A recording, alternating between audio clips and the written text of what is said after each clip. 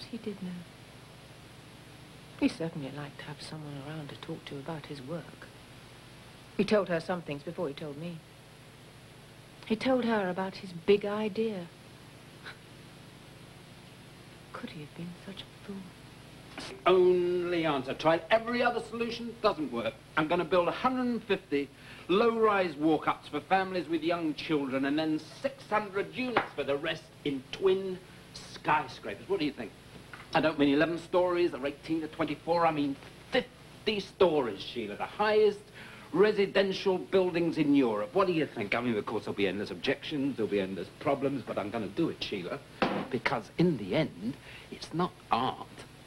It's mathematics. You collect up the terms, you get rid of the brackets, you replace all the A's and B's with the length of a coffin in the turning circle of a refuse vehicle, and there, at the bottom of the page, on the right-hand side, is the answer.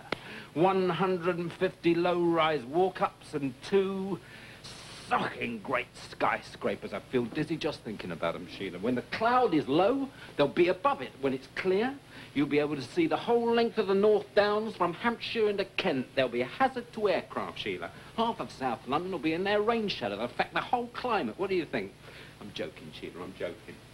No, but seriously, you'll be able to stand on the Chilterns and see my skyscrapers over the top of Hampstead Heath, won't you? Where's the map? It's in the office. I'll be back at 6.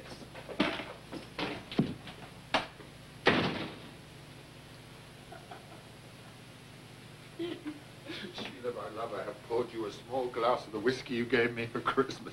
We're not dead yet, Sheila. We can still enjoy ourselves from time to time. We can still have a laugh together.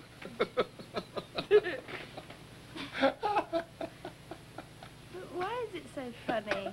It's the only way you can do it. To all low-flying aircraft in the vicinity of SE-15. It's going to give people a good view. To a more abundant rainfall on the plains of Prosciutto Land. But it is a bit funny after everything he said.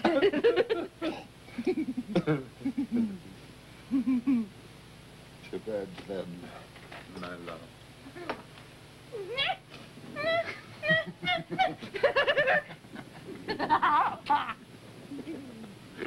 And to David, who does what he can to bring the semi-detached a little closer together.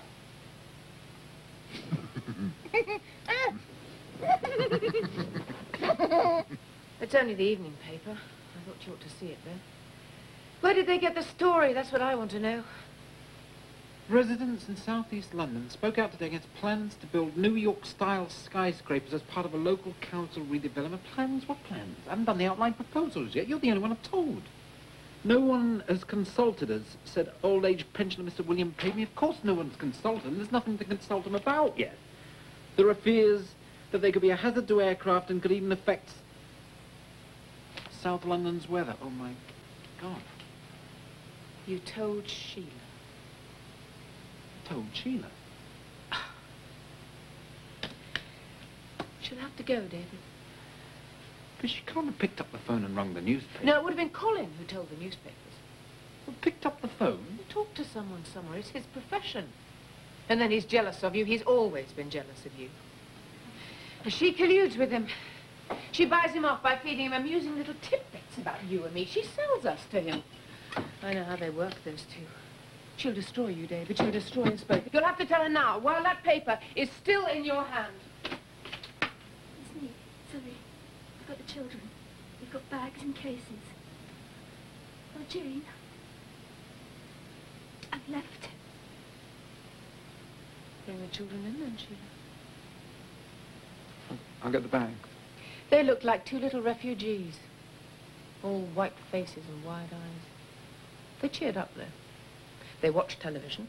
They played Pelmanism all over the floor with Poppy, and Poppy let them win. Then they drank their cocoa and went to bed as if they'd always lived in our house. Which, of course, they pretty much had. Sheila was a rather more difficult case. She kept saying she couldn't possibly stay, so could we drive her to a hotel? She made us lock the front door and promise not to let Colin in.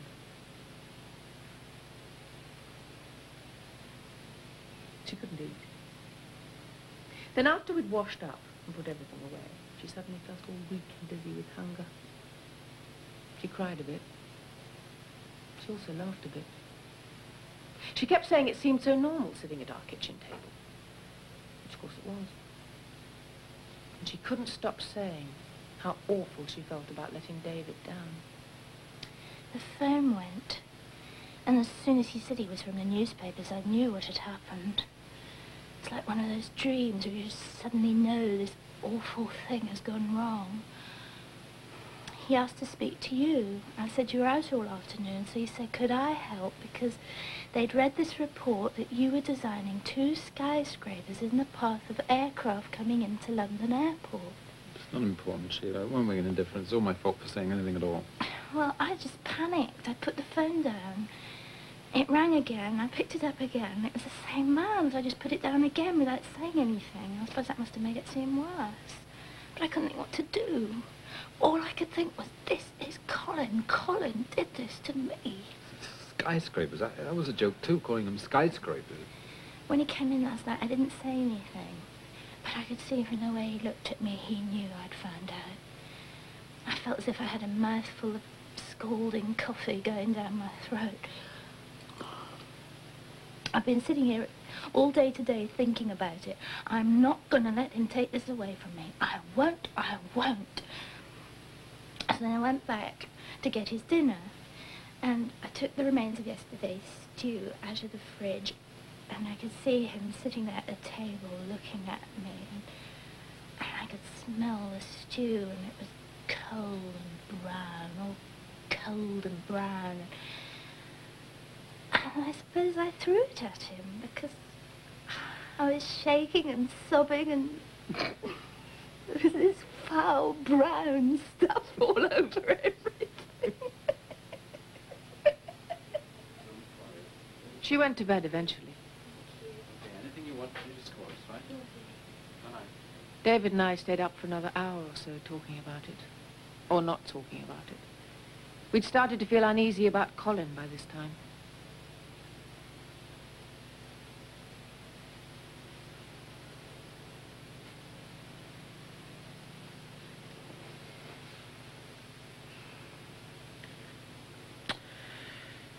We should have given him a ring and let him know they were okay. It's after midnight now. I suppose he's going to think this is all our doing, isn't he? Well, it isn't. Isn't it? David, we did everything we possibly could to help them. We did, both of us. We truly and sincerely did. Yep. And if we hadn't helped them, they'd probably still be together. Perhaps I should go over. What do you think? We rang him in the morning. There was no reply. We rang him in the evening. We rang him next day, and the next.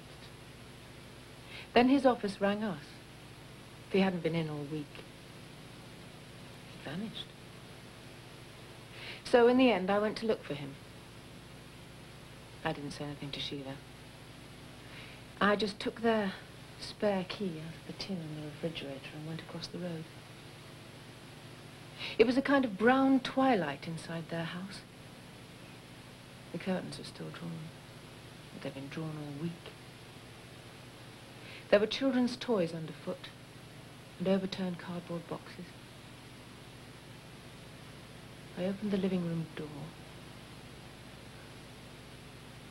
and there was the life they'd shared, abandoned at one muddled, arbitrary moment in time.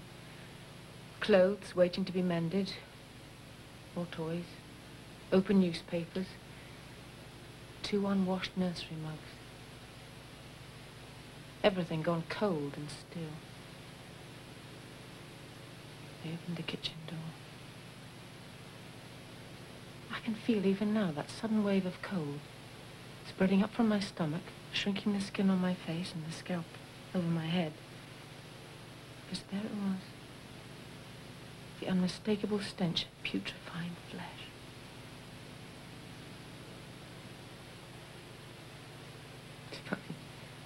I worked out what it was by the time I was able to see anything. It was just like Sheila said it was. Foul and brown and everywhere. But it was me who